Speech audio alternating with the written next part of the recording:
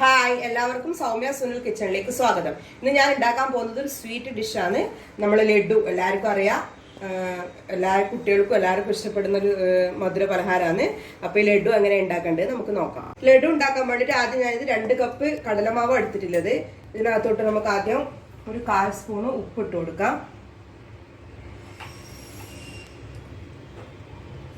അതിനുശേഷം ഇത് നല്ലതുപോലെ മിക്സ് ചെയ്ത് കൊടുക്കണം. ഇതിനകത്തോട്ട് ആവശ്യത്തിന് വെള്ളം ഒഴിച്ചു കൊടുത്തിട്ട് നമ്മൾ ഏകദേശം ഒരു ദോശമാവിൻ്റെ പരുവത്തിലോ ആ രൂപത്തിലേക്ക് ആക്കിയെടുക്കണം. അപ്പോൾ വെള്ളം കുറച്ചായിട്ട് ഒഴിച്ചു കൊടുക്കണം. ആദ്യം തന്നെ ഫുള്ള് വെള്ളം ഒഴിച്ചു കൊടുക്കരുത്. അപ്പോൾ അതിനനുസരിച്ച് മിക്സ് ചെയ്ത് കൊടുക്കാം. ഇത് ഏകദേശം ഒരു ദോശമാവിൻ്റെ ആ ഒരു കൺസിസ്റ്റൻസിയിലേക്ക് വരണം. ഇതിനകത്ത് നിങ്ങൾക്ക് വേണമെങ്കിൽ ബേക്കിംഗ് സോഡ ഇട്ട് കൊടുക്കാം. ഞാനത് ഇട്ട് കൊടുക്കുന്നില്ല, താല്പര്യമുള്ളവർക്ക് അത് ഇട്ട് കൊടുക്കാം. അതുപോലെ നമ്മൾ മഞ്ഞ കളറ് ലഡു ഉണ്ടാക്കുന്നത്, അതുകൊണ്ട് തന്നെ ഞാനിപ്പോൾ ഇതിനകത്തോട്ട് കുറച്ച് മഞ്ഞൾപ്പൊടി ഇട്ട് കൊടുക്കുവാണ് കളറിന് വേണ്ടിയിട്ട്.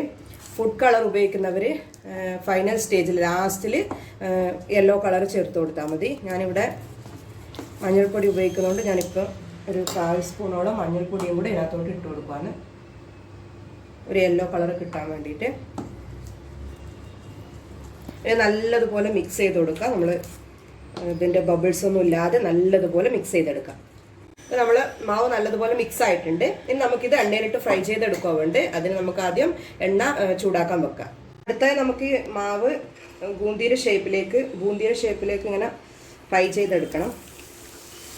എണ്ണ നല്ലോണം ചൂടായതിന് ശേഷം ഇതുപോലെ ഹോളിൽ അരിപ്പത്താട്ട് ഒഴിച്ചിട്ട് ഇങ്ങനെ സ്പ്രെഡ് ചെയ്ത് ഒഴിച്ചു കൊടുക്കണം. ഇല്ലെങ്കിൽ പിന്നെ എല്ലാം മുകളിലായിപ്പോവും. അപ്പോൾ ഇത് ഏകദേശം ഒരു 5-10 മിനിറ്റ് മാത്രമേ ഫ്രൈ ചെയ്യാൻ പാടുള്ളൂ. 5-10 സെക്കൻഡ് മാത്രം, അതിൽ കൂടുതൽ ചെയ്യാൻ പാടില്ല. അത് നല്ലതുപോലെ ഇതായിപ്പോയാൽ പിന്നെ അതിന് ടേസ്റ്റ് കിട്ടൂല. ഒരു ഏകദേശം ഒരു 5-10 സെക്കൻഡ് ആയപാട് തന്നെ ഇത് കോരിയിട്ട് വേറെ പാത്രത്തിനകത്തോട്ട് മാറ്റണം. ഇത് ഏകദേശം 5-10 സെക്കൻഡായി. നമുക്കിതൊരു പാത്രത്തിലേക്ക് മാറ്റാം. അടുത്തായി നമുക്ക് ഏകദേശം ഞാൻ 2 കപ്പ് പഞ്ചസാര എടുത്തിട്ടുള്ളത്. ഇതിനകത്ത് ഒരു ഏലക്കായ പൊടിച്ചിട്ടിട്ടും കൂടിയുണ്ട്. അപ്പോൾ ഇത് നമുക്കൊരു പാത്രത്തിനകത്തോട്ട് ഇട്ട് കൊടുക്കാം, മെൽട്ടാവാൻ വേണ്ടിയിട്ടാണ്. അപ്പോൾ അതുപോലെ തന്നെ അതിനകത്തോട്ട് 1/2 കപ്പ് വെള്ളം ഒഴിച്ചു കൊടുക്കാം. അതിനുശേഷം പഞ്ചസാര മെൽട്ടാവുന്നവരെ നമുക്ക് ഇളക്കി കൊടുക്കണം. ഇതിനകത്തോട്ട് ഞാൻ ഏലക്കായ പൊടിച്ചതും കൂടെ ചേർത്ത് കൊടുത്തിട്ടുണ്ട്. അപ്പോൾ ഈ പഞ്ചസാര ഒന്ന് നല്ലതുപോലെ തിളച്ച് മെൽട്ടാവുന്നവരെ വെയിറ്റ് ചെയ്യാം. നല്ലതുപോലെ തിളച്ചിട്ടുണ്ട്. ഇനി ഇതിനകത്തോട്ട് നമ്മൾ ഫ്രൈ ചെയ്ത് വെച്ച് ബൂന്തി ഇട്ട് കൊടുക്കാം.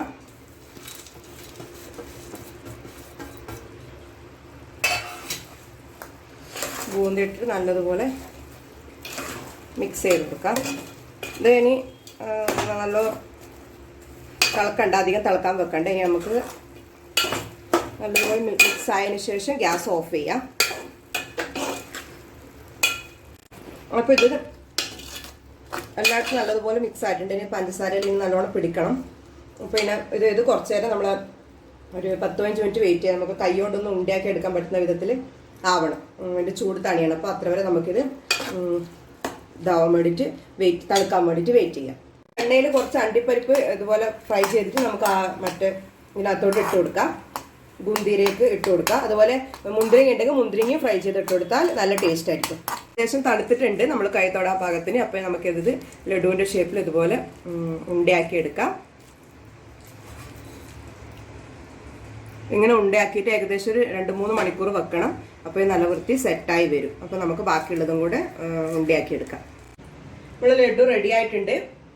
ഇനി ഇതുപോലെ ഉണ്ടയാക്കിയിട്ട് ഒരു 2-3 മണിക്കൂർ വെക്കണം. എന്നാലത് നല്ല വൃത്തി സെറ്റ് ആവുള്ളൂ. അപ്പോൾ എല്ലാവരും വീട്ടിൽ ട്രൈ ചെയ്ത് നോക്കണം. എളുപ്പത്തിൽ ഉണ്ടാക്കാൻ പറ്റും, അധികം സാധനവും വേണ്ട. അപ്പോൾ വീഡിയോ ഇഷ്ടമാണെങ്കിൽ ലൈക്ക് ചെയ്യണം, ഷെയർ ചെയ്യണം, സബ്സ്ക്രൈബ് ചെയ്യണം. താങ്ക്